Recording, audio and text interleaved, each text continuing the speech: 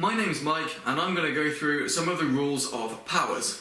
Now, powers are the little numbers to the top and right of a big number. So if we've got 5 to the power 3, for example, this number here is the power.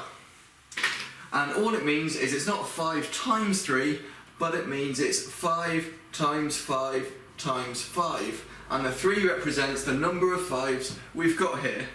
If we've got 7 to the power 4, that's 7 times 7 times 7 times 7. So the number at the bottom here is called the base, and that will appear however many times the number at the top says. Now that's all well and good, but let's see what happens when we start multiplying things together. Let's say we've got 7 to the power 4, and we're going to multiply it by 7 to the power 2.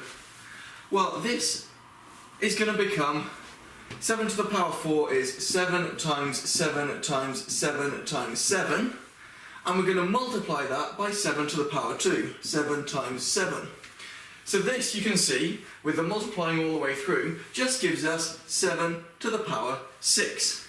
It's that straightforward, and we can see how the powers here just add together to give you the 6. So if we've got another number, let's say 13 to the power 8, and we're going to multiply that by 13 to the power 5. Well, the 8 add the 5 gives us 13. So that's 13 to the power 13. But don't let the fact that 13 comes up twice confuse you. It works with anything. And in fact, in maths, we like to use the rules in an algebraic form because then we know it applies for every single number. And the way to do this is to say that if I've got a number x to the power a multiplied by x to the power b, that's going to give me x to the power of a plus b. And that shows that the powers a and b just get added together. The 8 and the 5 add together, the 4 and the 2 add together. And that's the multiplication rule for powers. Now in maths, multiplication and division have lots and lots of similarities. So if that's the multiplication rule for powers, let's look at the division rule for powers. If we've got, let's say we've got 9 to the power 7 and we're going to divide by 9 to the power 3, well, let's see what this really is then. 9 to the power 7 is just 9 times 9 times 9 times 9 times 9 times 9 times 9. 1, 2, 3, 4, 5, 6, 7. Dividing by 9 to the power 3. 9 times 9 times 9. Now, I can write it out like this, or if we think that divide is just like a fraction, I can actually put this as a fraction and say it's divided by 9 times 9 times 9. And I can do away with that part. So this is basically what this is. And we can see that a number on the top and a number on the bottom, when they're multiplying together, will cancel out. 9 divided by 9 is 1, and if you multiply by 1, you get the same thing. In other words, that cancels with that 1, that 9 cancels with that 9, and that 9 cancels with that 9, leaving you with 9 times 9 times 9 times 9, or 9 to the power of 1, 2, 3, 4. So we've got here 9 to the power 7 divided by 9 to the power 3, 7 take away 3 gives you 4. And that's how it works. And we can have an algebraic rule to summarise that as well. And that would be x to the power a divided by x to the power b is going to be x to the power of a minus b. And that's the division rule for powers. And it basically says you take a look at the powers, and if it's a divide in the middle, you can do one, take away the other. And that's how it works. Notice, however, that the number on the bottom, the base, has to be the same. X here is the same. 9 here is the same as the 9 there. It has to be the same. If they're different, it doesn't work. So let's say, for example, we've got 5 to the power 2 times by 3 to the power 3. We can't just add 2 and 3 together here, because the bases are different. That's a 5, that's a 3. So the only way to work that one out would be to actually work the whole thing out. 5 to the power 2 is 5 times 5, which is 25. 3 to the power 3, remember, is 3 times 3 times 3. So 3 times 3 is 9, and that times by 3 again would give you 27. And you would then have to multiply both of those together, which would give you an answer of round about 675. So that's how you'd have to work something like that out. Notice also that I've done a multiplication rule and a division rule, but it doesn't work when you're adding or subtracting. Again, if you want to add or subtract, you just got to work it out, even if the base is the same. Let's say we've got 4 to the power 3 added to 4 to the power 2. The only way to work this out would be to work out 4 to the power 3, 4 times 4 times 4, which gives you 64, and add it to 4 squared. 4 times 4 is just 16. Add them together and you get 80. And the reason that we know that you can't find a rule easily with those is because 80 isn't a power of 4. So if we look at the powers of 4, 4 to the power 0, as I showed in a previous video, is 1. 4 to the power 1 will give you 4. 4 to the power 2 is 16.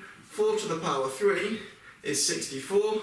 And 4 to the power 4 would give you 256, which is way above the 80. So we can see that a powers of 4 won't give you 80, so therefore a rule can't work. However, there are other things that you can do. You can factorise this and do different things like that, but we'll do them in another video. The third rule I want to show you is where you've got brackets, so you've got a power of a power, essentially. Let's say, for example, you've got the number 7 to the power 3, and that is all to the power of 5. Now, this will be slightly different, and we've got to think, what does the whole thing really mean in order to understand it? Well, this means we've got 7 to the power of 3, and it's going to be 5 times. 7 to the power 3, 7 to the power 3, 7 to the power 3, 7 to the power 3, and because it's a power, they're all multiplied together. 1, 2, 3, 4, 5. And then we can break it down and work it out. 7 to the power 3 times 7 to the power 3, we just add the powers. Then I multiply by another one, add the power, add the power, add the power. Because it's all multiplying and the base is all the same. So therefore it will work. 3 add 3 add 3 add 3 add 3 gives you 15. 7 to the power of 15. But we don't have to do all that working. We can just see that 3 times by 5 gives you 15. And that's a shortcut method. If I've got 8 to the power 4, all to the power 12, well, 4 times 12 gives you 48, so that's just going to be 8 to the power of 48.